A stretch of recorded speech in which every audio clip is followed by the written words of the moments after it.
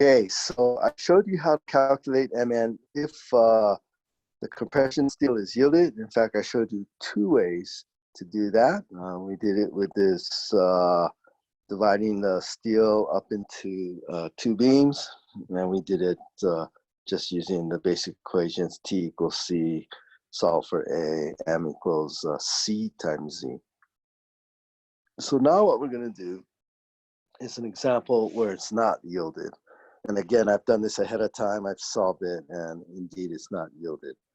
And so this is 3 number 8s versus 6 number 8s, and everything else is the same. You can sort of see as you put more steel in the top, there's a higher likelihood that it's not yielded. Okay, so here we go. I'm going to skip this because we already did this. So assume it's yielded and solve it like we did in either of the two previous videos. You solve it, you get A is 5.07, C is 5.96, you calculate epsilon S prime, and it's less than 00207, which means it's not yielded. And so here we go. So here it is. I'm going to guess that it's yielded. So here we go. I got 2.37 times 60. Everything else is the same. You get that. You get this. You put that in here. You did a similar triangle thing. Epsilon S prime over, and again, this distance is 2.5 inches. So that distance there is 3.46 inches equals 0.003 over 5.96, and you get the epsilon S, prime, you get the epsilon S prime is 0017, which is less than 00207, not yielded. So that was the wrong guess. That was all wasted, and you have to do it again. So not yielded. And typically, I will not put this on our exam, but if I were to put on an exam, what I would do is just tell you, guess that it's not yielded, or guess that it's yielded. Okay, so let's solve this problem. And I've skipped a lot of stuff here in the math, so let me draw it for you. So okay, so here's the strain diagram. The top half, like 0, 0, 3. Okay, that's that. This distance here, okay, from the neutral axis to the steel is C. That makes this distance here from the neutral axis to the compression steel, let me write it sideways, C minus 2.5 inches, because this distance was 2.5 inches. Okay, and again, we're just approximating that distance is 2.5. And all I did, again, is we do a lot of similar triangles in this class. So I've got that triangle, and I've got this triangle here. Okay, we're just going to do similar triangles. So epsilon S prime is to C minus 2.5 as 003 is to C. So that means epsilon S prime is C minus 2.5 over C times 0.003. You see this? That is this. Okay, epsilon S prime. To get the stress, you multiply by E of steel. And I do this so much, 29,000 times 0.003. I've done it so many times. That's just 87 KSI. Okay, so that's what this is. Okay? So that's the stress, and so to get the force, you have to multiply by the area of steel, And so the area of steel was 2.37 square inches.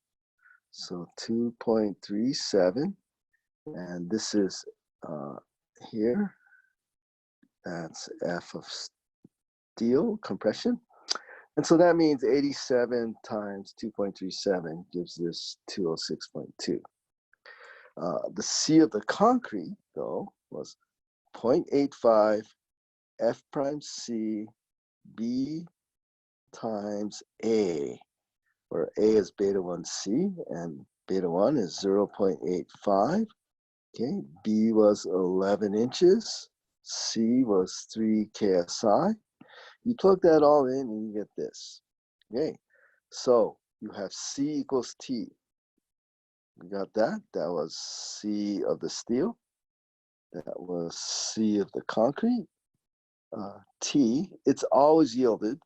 The strain in the tension steel is yielded.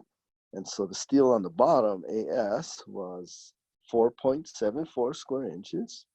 Okay. And that was 60 KSI for Y. And so that comes out to 284.4. Okay, so you go and you plug this into your calculator, something like this, 206.2. You multiply both sides by C. C minus 2.5 plus 23.84 C squared equals 284.4 C. Or actually in my calculator, I just type in that equation and I just say solve for C. You can do this and then solve that quadratic equation. But anyway, somehow, some way, solve for C. You guys are all engineering students. You know how to do stuff like that. So you solve for C. And if you do it, you get 6.58 inches. That's not A, that's C. And we do our similar triangles. I'm gonna skip it, but you know, it's like this triangle and this triangle. You can do it. And you do similar triangles and you get that it's 00187, which is less than 00207, which means it is not yielded. Okay, so that was true.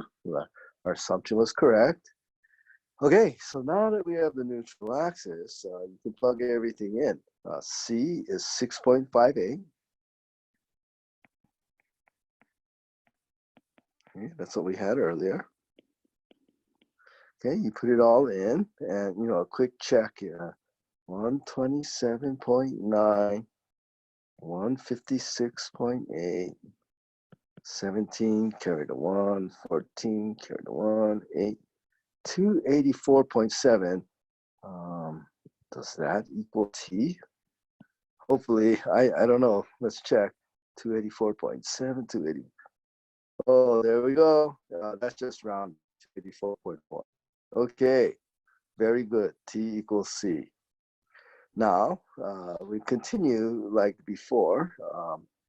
We need A because we're going to have to do Z is D minus A over 2. So that's 0.85. C was, what did we just say? 6.58. Multiply that out, you get 5.59 inches.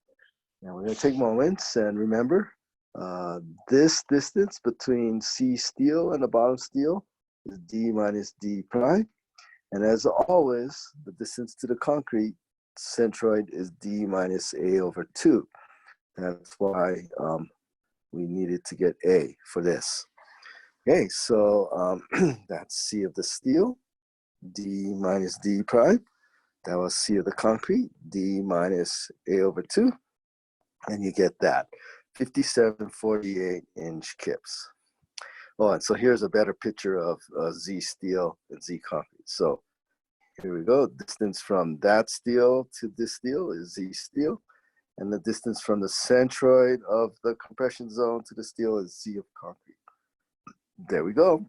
And you have now learned how to solve MN.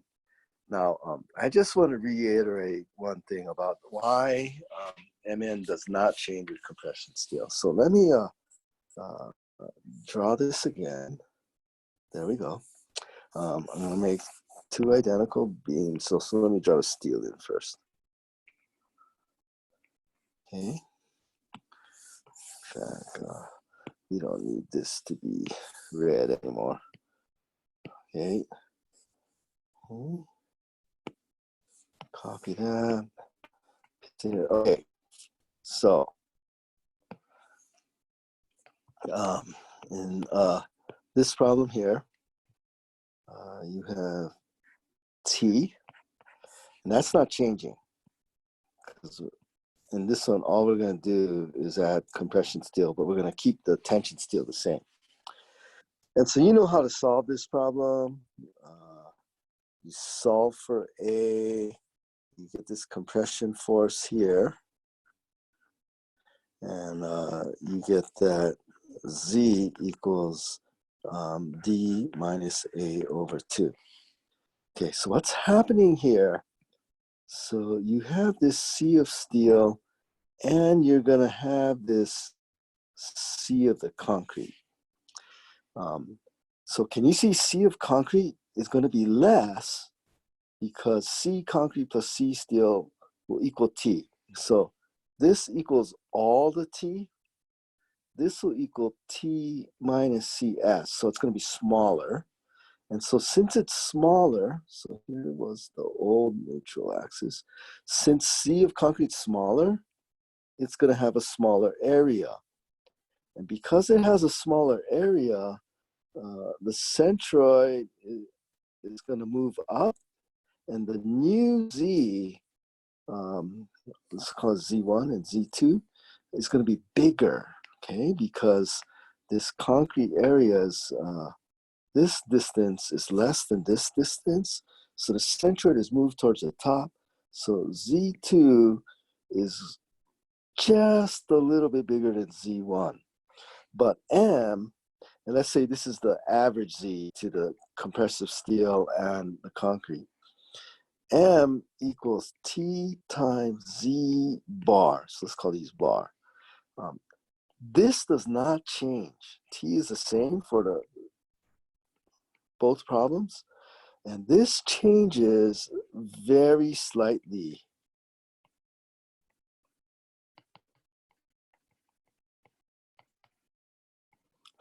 And it's this slight increase in the internal moment arm that increases the MN, but only 1 to 5%. That's why steel does not increase MN. Whereas, so let me, hopefully I still have this copied. Yes. Whereas, if you were to put more steel down here, so now all of a sudden, let's say you've doubled the steel, you have 2T. This gets a little smaller, or actually half, because it's 2T. And you get this. But the Z increases, but not much. So that's Z3, okay?